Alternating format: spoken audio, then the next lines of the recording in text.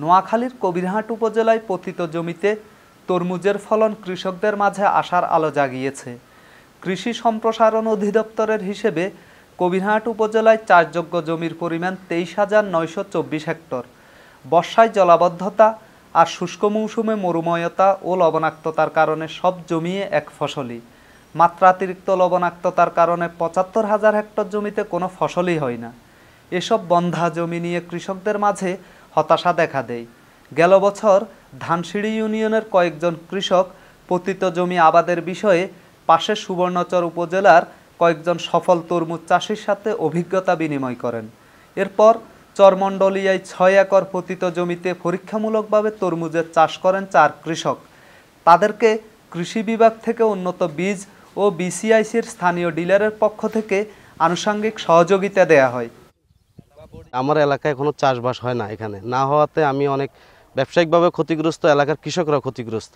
তারপরে কিছু কৃষক নিয়ে আমরা সমন্বয় করে যে এখানে তরমুজের চাষটা করা যায় কিনা, পরে ওনারা এখানে আইসা 6 একর আগে গত বছরে করছে, করার পরে ওনারা মোটামুটি বাম্পার ফলন পাইছে। পাওয়ার পরে আমি আমার তরফ থেকে এবং উপজেলা কৃষি কর্মকর্তা স্যারদের সাথে সমন্বয় করে এবং ইউনিয়ন চেয়ারম্যান এবং ওয়ার্ড মেম্বারদের সাথে সমন্বয় করে তারপরে এখানে তরমুজের চাষের ব্যবস্থা করা হয়েছে।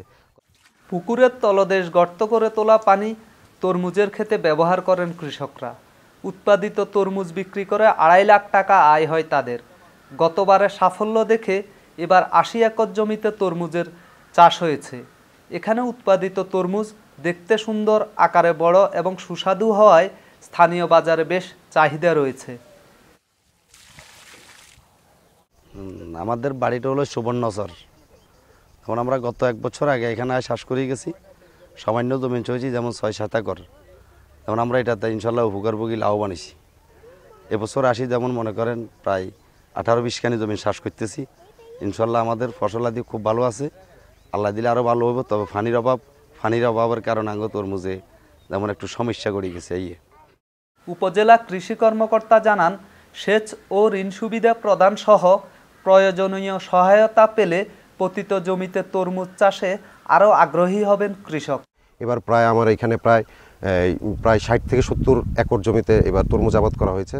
এখানে আমরা আশাবাদী এই মৌসুমে প্রায় প্রতি একরে ধরা যায় যে 70 থেকে 80 হাজার টাকার মতো তারা লাভবান হবেন, যদি আমার সরকারি আরও পৃষ্ঠপোষকতা পাই। বিশেষ করে আমি যদি এখানে পর্যাপ্ত অগভীর নলকূপ এবং সেই সাথে বিশেষ করে ব্যাংকের যে লোনটা, আমার কৃষি লোনটা আমার কৃষক ভাইদের জন্য অত্যন্ত প্রয়োজন। এই লোনটা খুব সহজ করে যদি কৃষকদের দেওয়ার ব্যবস্থা করা যেত, তাহলে আমি মনে করি এই অত্র অঞ্চলে তরমুজ চাষ সম্প্রসারণ যেমন সম্ভব, এখানকার আর্থসামাজিক উন্নয়নও করা সম্ভব।